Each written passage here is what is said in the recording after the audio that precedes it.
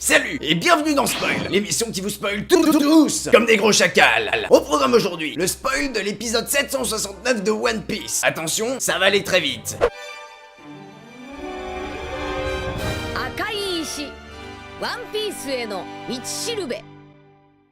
Au début, je me suis dit que l'épisode ne pourrait pas être aussi intéressant que les deux derniers, vu la tonne d'informations qui nous y a été balancée. Et ben, je vais vous dire une chose, c'était trop de la balle. L'épisode commence donc là où le précédent nous avait laissé, dans la queue de la baleine. Oui, bon, dit comme ça, c'est un peu bizarre. Disons que c'est la grotte dont l'entrée se situe dans la queue d'une statue de baleine. Voilà, est-ce que c'est plus clair? Bah, comme moi je l'ai été, nos héros sont déçus de l'apparence du soi-disant ninja. On s'attendait à un gars masqué, ou même à un personnage à la Naruto, mais il n'en est rien. Quoique...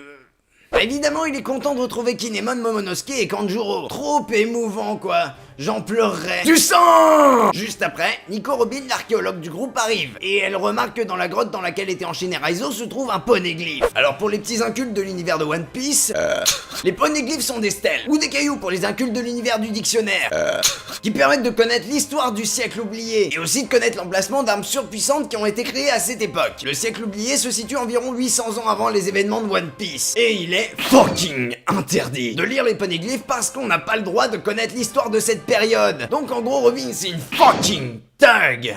D'ailleurs, elle a assisté au massacre des érudits de son île natale, Ohara, quand elle était petite. Parce qu'ils étudiaient la manière de déchiffrer ce qui était écrit sur ces pierres. Du coup, en voyant le poneglyphe, elle est étonnée puisque ce dernier est rouge communiste. Bon, ça l'intrigue un peu, on va pas se le cacher, hein. Elle se met donc à le lire. Pendant ce temps, c'est pas ultra important, on s'en balèque un peu, mais nos autres héros demandent à Raizo de montrer ses techniques de ninja. Bon, il veut pas au début, mais il lui casse bien les couilles. D'ailleurs, j'ai bien aimé la façon dont Zoro Hello, le capitaine d'un équipage allié à celui de Luffy, lui demande de faire une démonstration. En mode, je suis viril, mais tu vois, ça m'intéresse un peu quand même. Donc du coup, il cède à la pression et on a un gros clin d'œil à Naruto, même si on s'en serait bien passé, avouons-le. Enfin, je dis ça, mais qui suis-je pour juger? Après cette démonstration qui impressionne tout le monde, ils sortent prendre l'air parce que ça doit quand même être caliente à 20 dans une grotte. Et du coup, Raizo découvre l'extérieur pour la première fois depuis la pseudo-guerre contre les sous-fifres de Kaido. Ce qu'il voit n'est que ruine. Et du coup, il se met à chialer parce que les Minks, le peuple des animaux, s'est sacrifié pour lui quand même. Luffy, lui, tout ce qu'il trouve à faire, c'est sourire comme un gros niais. Ne rigole pas, connard, c'est pas drôle! Histoire de ne pas trop éterniser ce moment gênant, le gros matou se pointe et appelle Luffy de sa voix suave pour lui dire de ramener son fion parce que Robin, elle a fini de lire le poneglyphe. Et ce qu'elle y trouve est assez extraordinaire, il faut le dire. Cette stèle est assez spéciale, non seulement de par sa couleur écarlate, mais aussi parce qu'elle donne les coordonnées d'un endroit sur Grand Line, comme 3 autres poneglyphes rouges qu'il faudra trouver sur différentes îles. Et si on relie les 4 coordonnées des 4 poneglyphes rouges en un point central, ça indiquera l'emplacement de Raftel, la dernière île de Grand Line,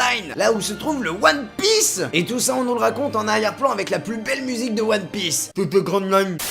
J'ai vraiment adoré cet épisode, vous voyez. J'ai l'impression qu'on avance dans le fil conducteur de One Piece depuis l'ellipse. Chaque arc est un grand pas vers le trésor de Raftel. Et dans chacun des arcs, on accomplit des choses qui paraissaient lointaines, voire irréalisables avant cette ellipse. Mais là, dites-vous bien qu'on va arriver à un point crucial dans l'animé. L'affrontement de Luffy contre Big Mom. Et du coup, si Luffy gagne, ça fera de lui un des grands Yonko, ou empereur des mers. La trouvaille de ce poneglyphe est une grande avancée vers le sacre de Luffy, et par conséquent de la découverte du One Piece, même si on a encore bien le temps avant la fin du manga. On y est encore dans 10 ans, faut pas déconner non plus. En attendant, moi je vous donne rendez-vous la semaine prochaine pour la review de l'épisode 770 de One Piece. Si vous avez des choses à ajouter sur l'épisode de cette semaine, eh ben allez-y. On en parlera au chaud, ensemble, devant un bon chocolat et un bon film de boules. Allez, la bise. Spooky, scary skeletons and shivers down your spine.